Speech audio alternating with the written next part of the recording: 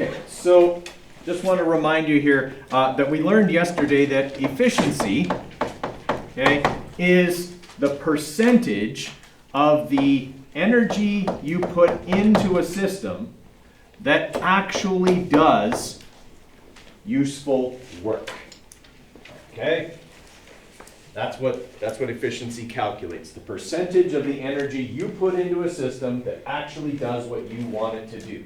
Okay? Because that system probably converts that energy to a few different forms in the process. Okay? There's always energy lost every time that happens, so nothing's going to be 100% efficient. All right? Now, if we're looking at this, okay, and let's say it gives us the efficiency, and it wants us to calculate how much useful work is actually done. Okay? How do I manipulate for that? So if I want to find EM, how do I isolate it?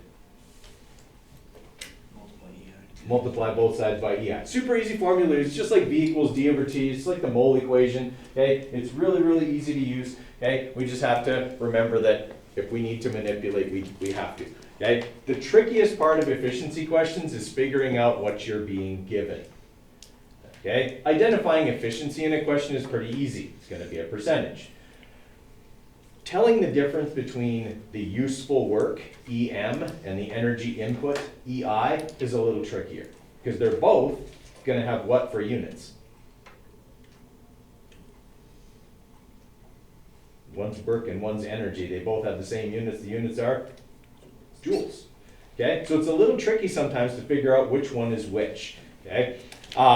So here's some of the ways we can tell. Okay? EM will always be smaller. Okay? So if you're given two numbers in joules, the smaller one is always going to be EM because you can never get more work out than you put in. Okay? Does everyone kind of follow me there? Otherwise you'd be creating energy, which violates the laws of thermodynamics. Okay?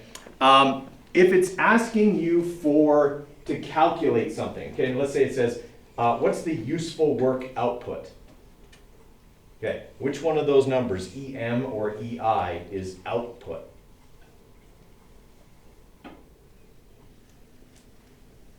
EM. EM is what the machine or system puts out. Okay, it's the work that it actually does. Output is always the top number. Input is always the bottom number.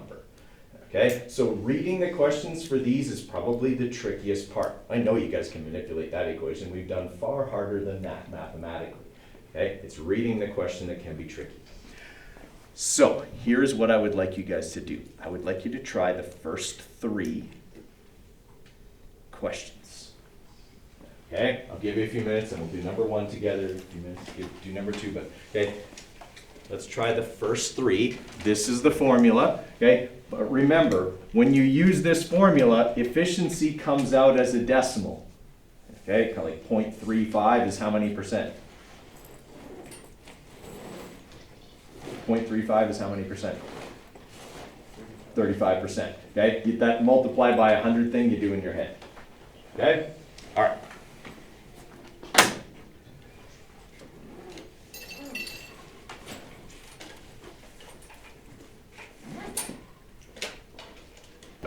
Okay, let's talk scientific notation. Sorry, I just looked at that number and realized we didn't talk about that.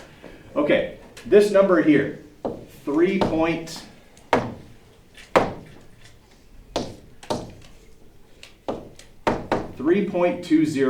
times 10 to the 4.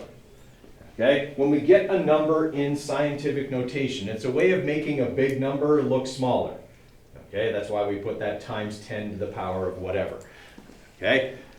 The way to convert this to its actual number is basically to use this number, okay, the exponent on the 10, to move the decimal. Okay? Every single spot in our numbering system is 10 times bigger than the spot to its right. Okay? So if I'm looking at this number right here, okay, this is the hundredths position. Agreed? This is the tenths position. Is a tenth 10 times bigger than a hundredth? All right. And then this is the ones position. This is the tens position, the hundreds, thousands, 10,000s, 100,000s. Okay, like every single step ahead gives me a factor of 10 more. So if I've got 10 to the 4, how many spots do I need to move the decimal? 4 spots. Okay? If it's 10 to the 4, is the number I'm actually looking at bigger than 3.2 or smaller than 3.2? Bigger. Okay? 10 to the 4, that's 10,000. 10 times 10 times 10 times 10 is 10,000. Okay? So what I would do is take my decimal and move it 4 spots to the right. Okay? So that'll give me, okay? So I've got the decimal right here, 1, 2, 3, 4. It's 32,000. Everybody okay with that? Or you can just punch it into your calculator in brackets like Avogadro's number. That's even easier. Okay? What if I got this number?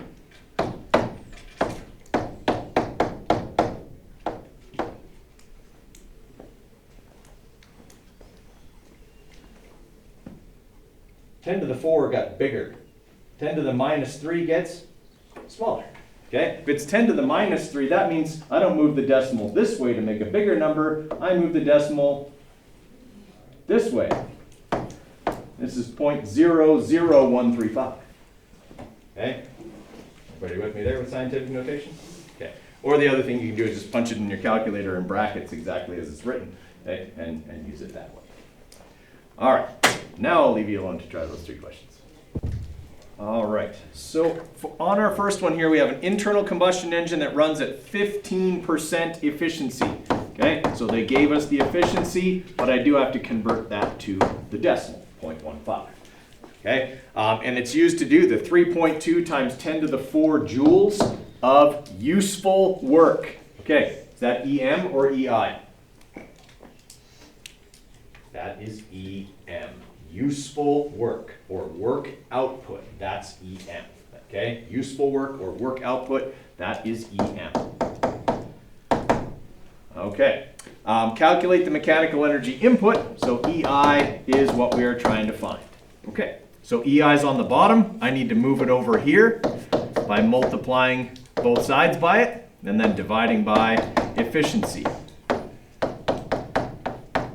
Okay, so when I plug in my numbers here, I'm going to have that the energy input is the energy output or useful work. So that's 3.2 times 10 to the 4 joules, okay, divided by 0.15. When you divide by a decimal, does the number get bigger? Should EI always be bigger than EM? Okay, then we're on the right track.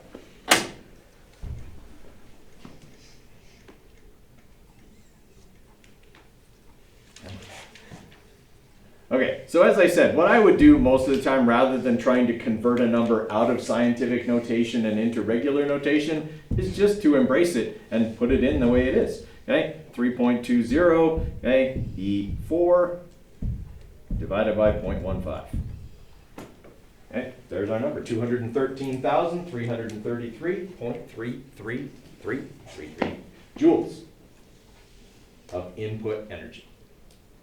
Okay. Questions on that one? So like I said, the biggest trick here, guys, is just figuring out what's what. How many people are done number 2? Okay, so number 2 is pretty easy because you don't have to manipulate, right? You're just looking for the efficiency in number 2. All right, so the total mechanical energy input is 5.61 times 10 to the 4 joules. EM or EI? This is EI. It's the bigger number, and it specifically says input. Energy input is always EI. That's what the I stands for, is input. Okay, so EI is 5.61 times 10 to the 4 joules, okay, which means the other energy I was given has to be, okay, the mechanical energy output, or the work, 1.96 times 10 to the 4 joules. Okay, so efficiency is 1.96 times 10 to the 4 over 5.61 times 10 to the 4. Now, if you're taking math right now and you've done exponents, can you cheat on this? If they both have the same exponent, can I just do this?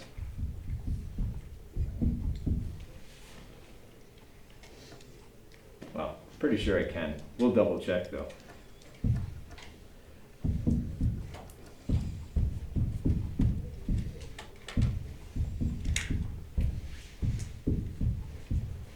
Gee, look at that. You get exactly the same number.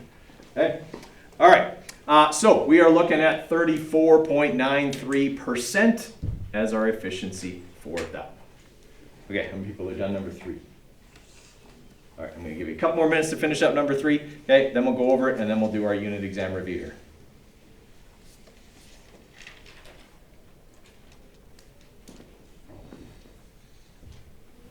here. All right, so on number 3, we have a small electric motor that has an efficiency of 85%. Okay, so they gave me the efficiency. I'm writing it as a decimal, 0.85. Okay, in lifting a small load, it produces 15 joules of mechanical energy input. EI or EM? It says input beside it, so it's EI. Okay, that's always the thing you look for. Okay, if it says input, it's EI. That's what the I stands for.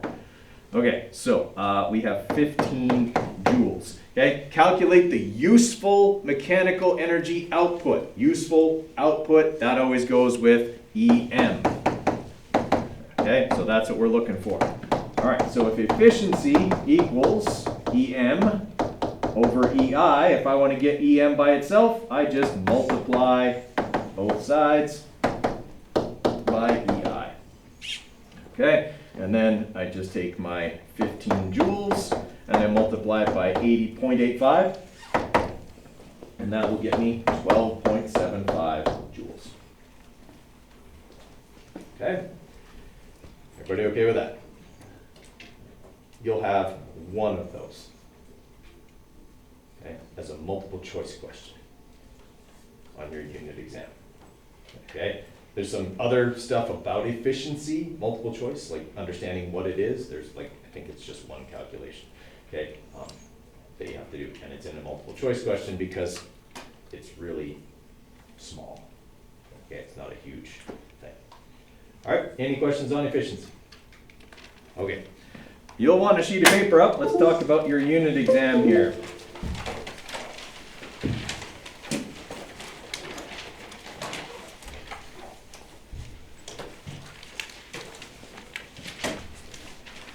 Okay, so for your unit exam, I'll just bring it up here.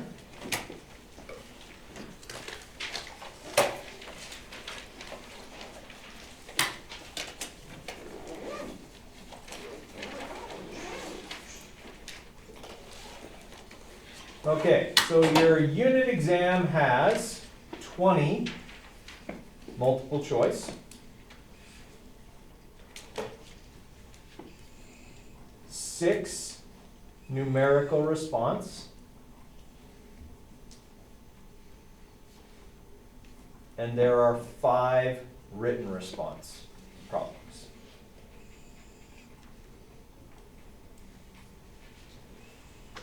Okay, the entire test is out of 55 marks.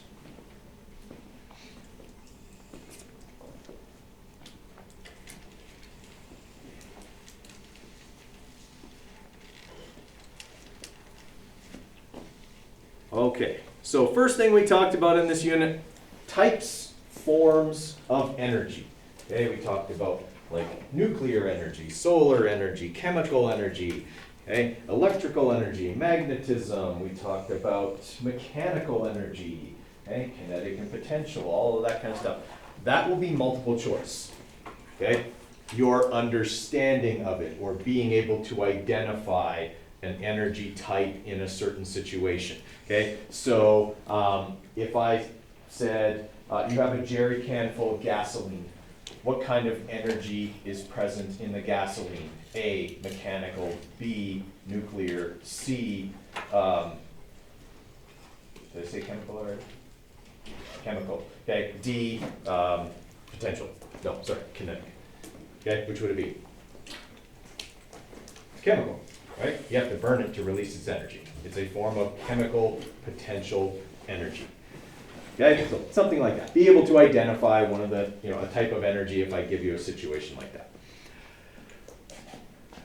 Okay, know your systems. There are only three, okay, but be able to identify a system from a description. Okay, the three types are open, closed, and isolated.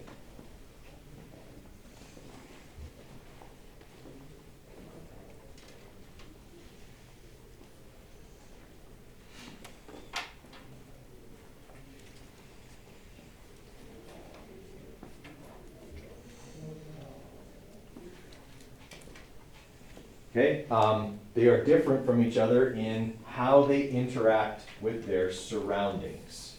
An open system can exchange both matter and energy with its surroundings. A closed system only exchanges energy, and an isolated system is theoretical and would not exchange either. Okay, so that's how you can tell them apart.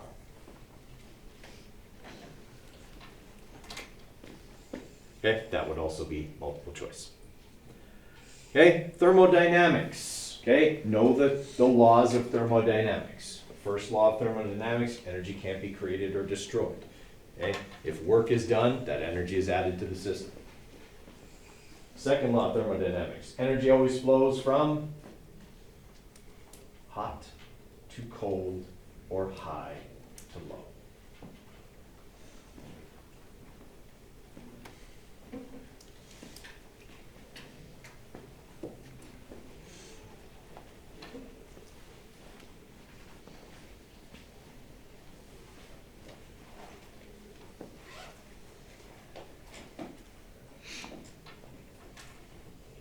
Okay, we also talked about heat engines and heat pumps. It's in the notes package. Okay, a heat engine uses the second law of thermodynamics. Okay, like a jet engine. A heat pump is like your air conditioner. It's like active transport for heat. It makes it go the other way. Okay, it uses energy to make thermal energy go from cold to hot, which it would not naturally do.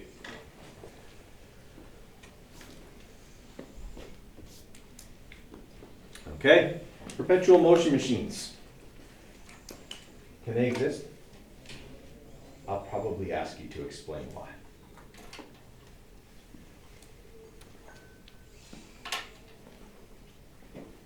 Okay, I would say that's one that fits well with a numerical response question. Okay, like which of the following concepts would make the existence of a perpetual motion machine impossible? Okay, something along those lines. So understanding how they work. Okay, or how they would theoretically work.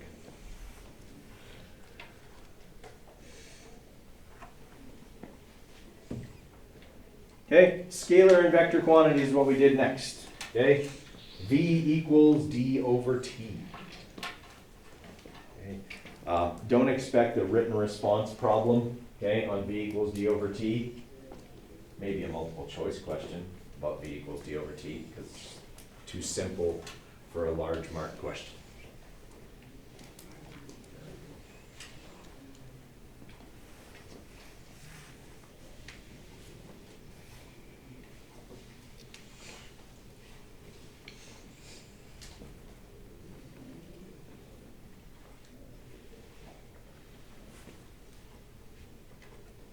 Okay, so scalar quantities, speed's a scalar quantity. Distance or displacement is scalar? Distance, okay. Is time scalar? Yes, it is. Okay, so we got those, and then for our vector, velocity, displacement, acceleration, force, okay, those are our vector quantities. Now, there could be a multiple choice question about which of the following are vector quantities. Sure, that could be there. Where this is most important, and this you're going to want to write down, is in the written response and the numerical response. Because you solve for a vector quantity in a different way than you solve for a scalar quantity. Okay, direction matters for one of them. So it's important that you know, oh, this question asked me to solve for velocity. So I have to keep direction in mind here. I have to record which way it's going, things like that. Okay, whereas if it's asking for a scalar quantity, you're not worried about that, you're just adding things together. Okay, how you solve for them is different, so knowing which ones are which is important, not just to get a multiple choice question right, but to also get a multi-mark, multi-step written response question right. Okay, here's an example. This is a place where people mess something up. They do an acceleration problem. Okay, let's say I give you the acceleration, I give you the time, and I give you the initial velocity. Okay, and I ask you, what's the final velocity? And you do the whole thing right, and you write down as your answer 5.6 meters per second. Are you getting that right? What's missing from your answer? If I asked you to calculate the final velocity, I should get 5.6 meters per second, up, down, left, right, west, east, up, whatever the direction is. But people forget to put the direction on their answer for something simple like that, right? Like you did the hard part, you did the algebra, you did the math, okay? You got it all done, and then you lose a mark because you forgot to put west on your answer. Okay, that's a place where people mess that up all the time. They lose a mark needlessly. Okay. All right. Okay, graphing. There's a lot of marks on graphing. Okay. There's some graphing in the multiple choice. Okay. In the multiple choice, it's more about interpretation. So I show you a graph and you have to tell me what the object's doing. Okay, so is it accelerating? Is it traveling at a constant velocity? Is it stopped? Is it moving forwards or backwards? Those kind of things. Interpretation of a graph. You look at the graph, you tell me these things. Okay, it doesn't involve any calculation. That's what the multiple choice would look like. The other graphing stuff is going to be numerical response. Okay, that's where you're going to have to do the calculating to do with the graph. Okay, one of the graphs will involve y equals mx plus b. The other will be irregular. I'm not going to tell you which one is which, but there will be one position versus time and one velocity versus time. Okay, you just don't know which one will be the y equals mx plus b and which one will be the irregular graph. Okay, but there will be one of each. Okay, so certainly being able to do y equals mx plus b, that'll be important. Okay, we did lots of calculating with that. Both of our labs involved us having to do that, so okay, no problem there. Okay, and then obviously, okay, interpreting things. All right, if I give you that equation, okay, what's the slope?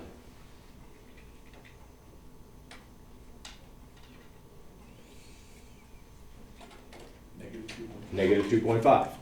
Okay, what's the y-intercept?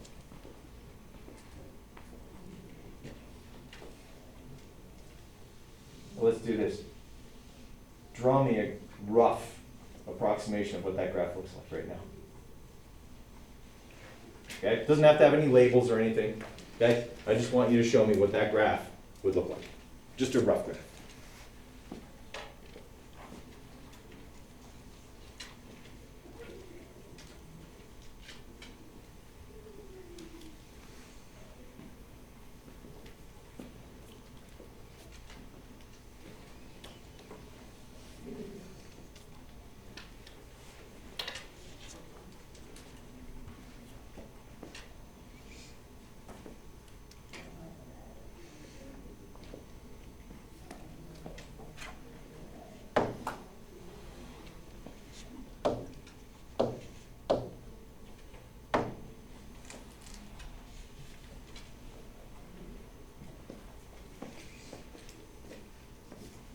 That's what that graph would look like. Why did I draw the line diagonally downward? Because the slope is negative. Slope is negative. It's telling me that y is getting smaller as x gets bigger. Okay, could that be a multiple choice question? Absolutely. I show you a graph and I say which one of these equations fits this graph. Okay, could easily be a multiple choice question. Okay, doesn't involve any math, it just involves interpretation. Okay.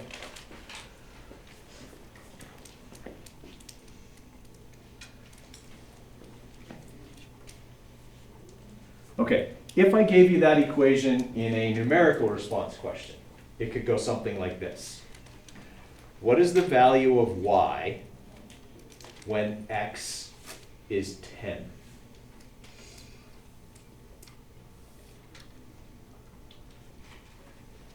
Okay, actually, let's say it's this. Let's say we're doing this. Let's say it's a velocity versus time graph.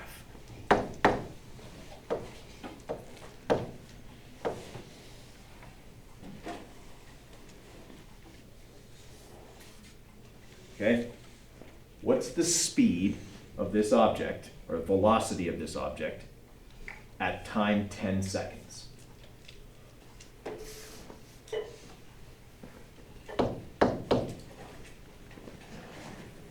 Okay, give it a try right now. That's your graph, that's the equation for the graph. What's the velocity of the object at time 10 seconds?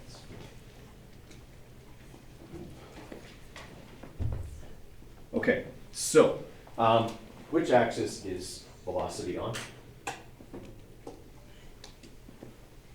Y or X? It's on the y-axis. So am I solving for y? I am. I was given X. Time is on the x-axis. I said after 10 seconds. Okay, so all I have to do then is go y equals negative 2.5 times 10 plus 38.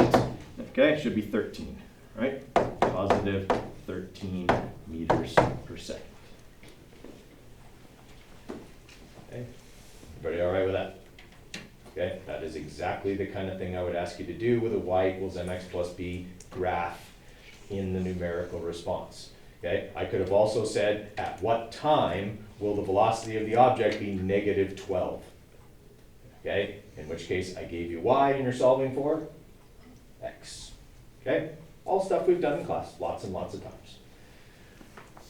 Okay, and then of course you could get your irregular graphs, okay, where you have to, calculate like total distance traveled on a position time graph, or average velocity on a position versus time graph that's irregular, okay, or displacement on a velocity time graph that's irregular, okay, all the things that we've done over and over again in class. We did a couple yesterday, okay, to start off to review. Those are exactly the kinds of things I would ask in the numerical response for graph.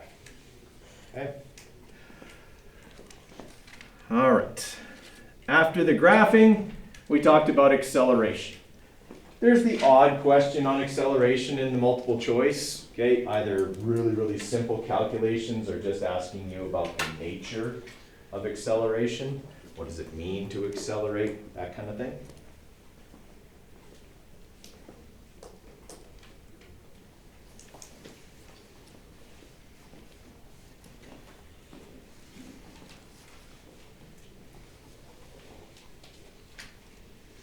Okay, but expect a written response problem on acceleration. Being able to use that formula to solve for something.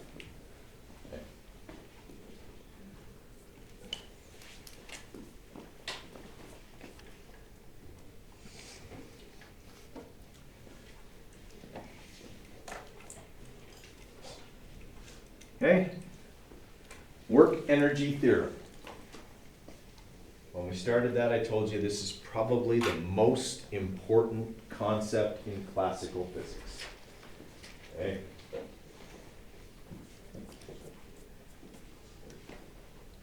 Expect one of each type of work energy theorem problem. And by each type, I mean one involving potential energy and one involving kinetic energy. Okay, so you can expect that you'll have a problem that'll make you do this. Okay, force times distance, okay, m times g times h final minus m times g times h initial. Okay, so there'll be one about potential energy, okay, and expect one that's about the change in kinetic.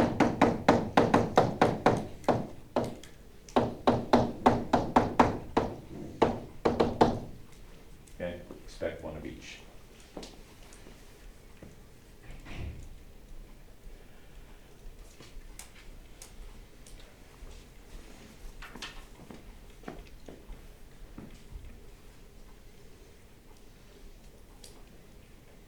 And expect those in the written.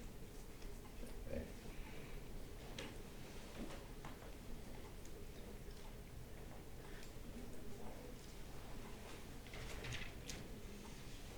How important is it to show all your work? Okay, it's really important in the written to show all of your work. Every step is worth a mark. Okay, if you skip a bunch of steps and then write down a number that's wrong because you messed up on your calculator, okay, it would be a shame for you to get 2 out of 5 when you knew how to do the whole thing. You just couldn't type on your calculator. Okay, in a case like that, you deserve to get 4 out of 5. So show the work that shows me you deserve 4 out of 5. Okay, always show every step. Okay, after that, we did conservation of mechanical energy. Okay, we reviewed that yesterday as well. Okay, roller coasters, sled going down a hill, skydiver jumping out of a plane. Okay, all of those are situations where, okay, law of conservation of energy would apply. Okay, so those are the EI equals EF kind of questions.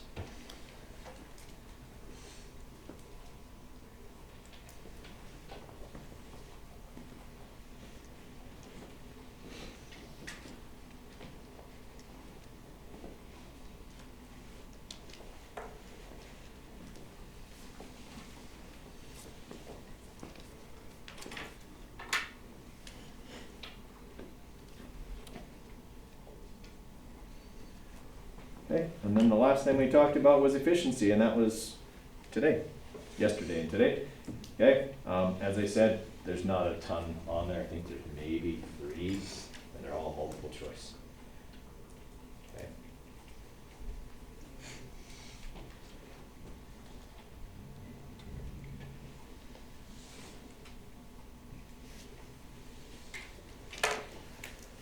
Okay, tips. You got 2 more days to prepare for this. Do as many practice problems as you can.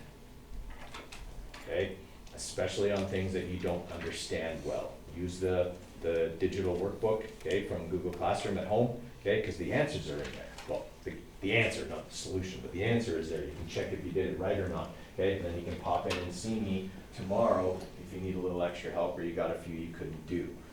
Okay? But the big thing for physics is to be able to do the problems. Okay? Do you need to read over your notes? Yeah, you do, but don't make that your primary focus.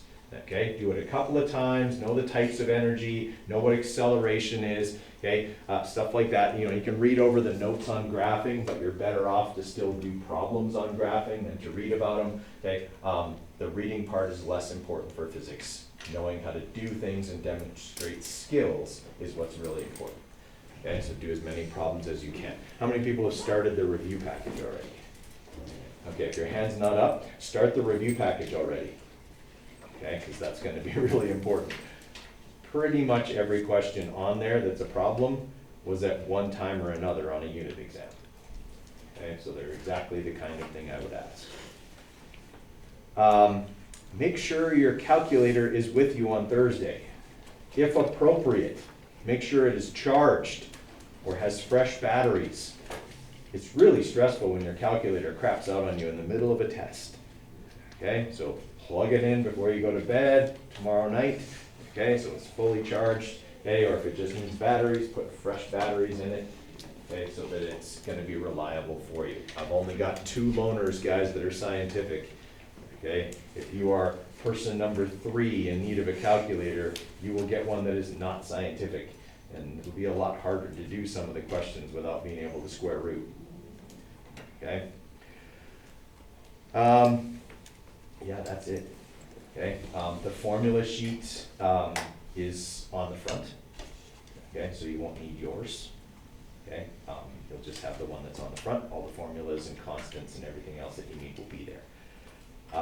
And then there'll be the bubble sheets, okay, same as always, and then the written response you do right in the test. Okay, if you normally write in learning support, okay, your test will already be there. Just come in and check in with me and then go there and write your test, and you'll be good to go. Okay, any questions from you guys? Anything you'd like to do some more examples of or have demonstrated?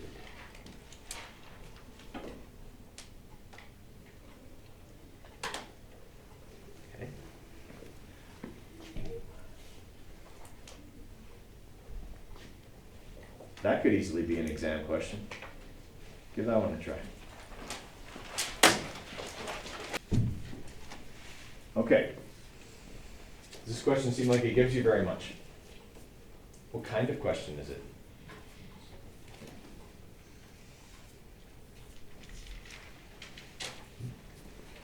Okay, so if I drop a ball off a building, how fast is it going? What's its initial velocity? 0. Okay, and it falls for 8 seconds.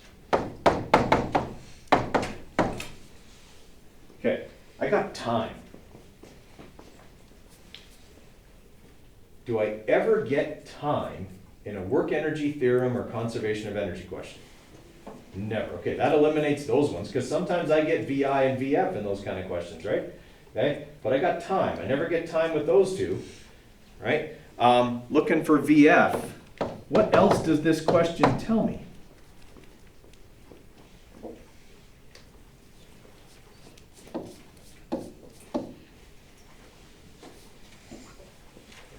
Tells me gravity. All things fall at 9.81 meters per second squared. Is that exactly the kind of thing I might do on a test? Right? I mean, this is not a mathematically challenging question, so I make it contextually challenging instead. Okay? I don't just outright say, hey, use gravity here. Okay? I'm making you think about it. This is an acceleration problem. And I'm looking for VF. So I multiply both sides by t, add VI, not that it matters because it was 0 anyway. Okay, so I got 0 plus 9.81 times 8 seconds, 78.48.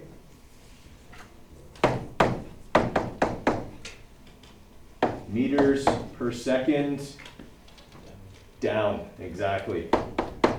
There's that situation where people would get burned.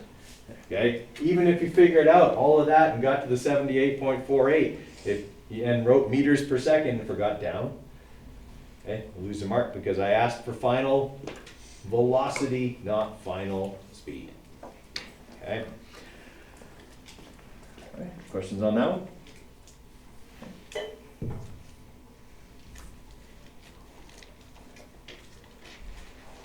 Okay, it's a roller coaster question. Mass of the roller coaster is 1,100 kilograms. It starts at 5 meters per second atop a very high hill. A little while later, it is moving at 21 meters per second and is 8 meters above the bottom. How high is the first hill?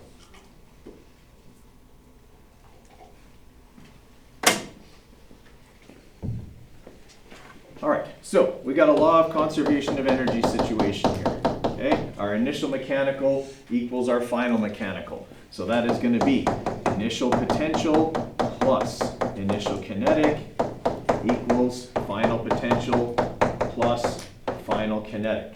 In this question, none of those are 0. Okay.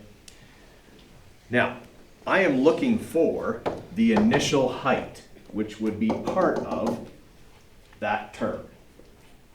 Okay, so that means I need to move the initial kinetic energy over to this side by subtracting it. So I will have that the initial potential equals the final potential plus the final kinetic minus the kinetic initial. Okay, now I can plug in my formulas. M times G times H initial equals M times G times H final plus 1/2 MV final squared minus 1/2 MV initial squared. Okay, I can cancel M, it's in every term. I want to get H by itself, so I just divide both sides by G, okay, and then I can plug in my numbers. H initial will be 9.81 times 8 plus 1/2 times 21 squared minus 1/2 times 5 squared divided by 29.81.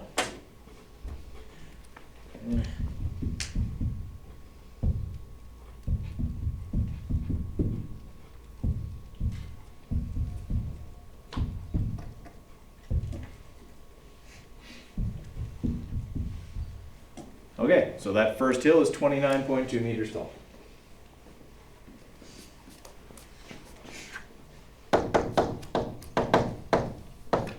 Okay, that one, more math, less context, right? I just basically gave you everything in that one. I didn't make you try and figure anything out. Okay, you just had to do more algebra on that one. Okay, questions there?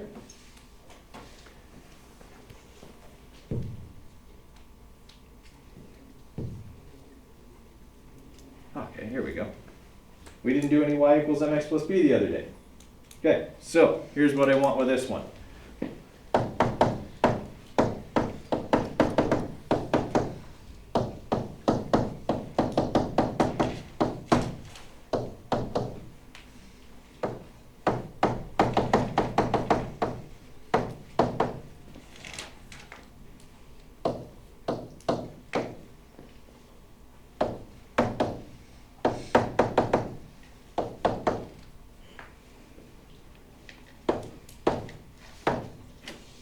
Okay, I would like you to answer those three questions using that graph, please.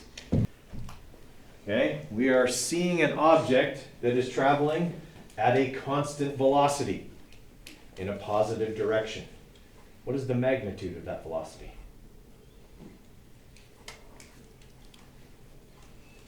This would be a 1-mark question on a test. Requires no work.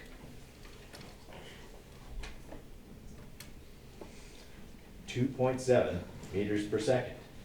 Remember, on a position versus time graph, the rate at which your position, y, changes over x, which is in seconds, gives you meters per second. Okay? The slope on this graph represents the rate at which position changes. That's velocity. Okay? So the answer to number 1 is positive 2.7 meters per second. Okay, position is on which axis, y or x? It's on the y-axis. So number 2 is asking me to solve for a y value, and it is giving me 25 seconds. Time is on the x, so it gave me an x value. So y equals 2.7 times 25 plus 0.309.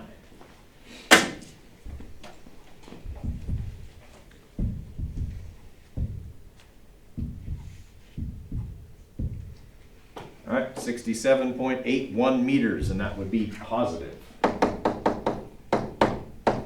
It's 87, 81.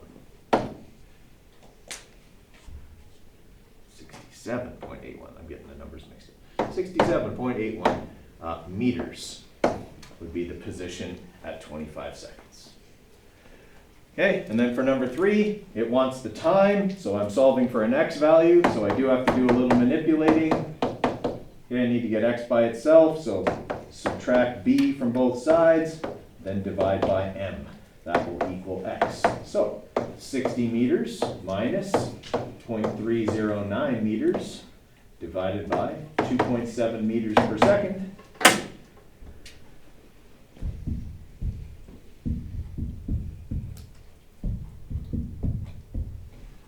All right, that will take 22.11 seconds.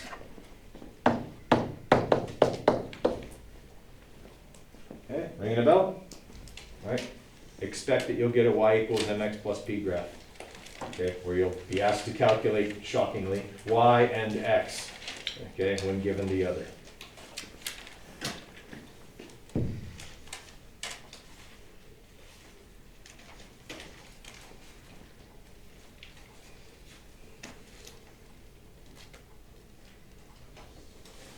Okay, let's assume this is at minus 4, and we'll assume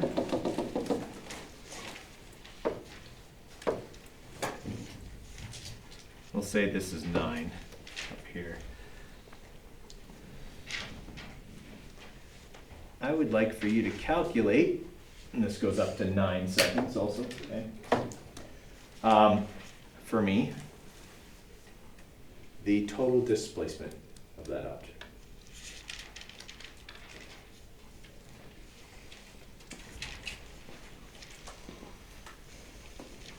Okay, we got a velocity versus time graph, so average velocity times time for all of the different sections of the graph.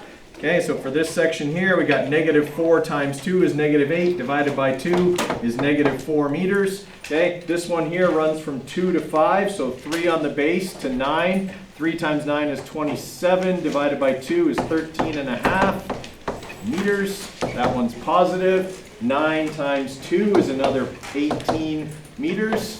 And then 9 times 2 is 18, divided by 2, this one's positive 9. Okay, so 27, 40.5, 36.5. Positive meters, if my mental calculating is right. Okay. All right. Tomorrow, gonna put up probably a few other review things, and then I'll start doing Unit 4. Okay, and then your test is obviously Thursday. Come in and see me if you got questions, or even better, since we know the first half of tomorrow's class is going over problems from this unit, come with questions. Okay, try some stuff tonight, and then you know what to ask about tomorrow. Okay, good job today, guys.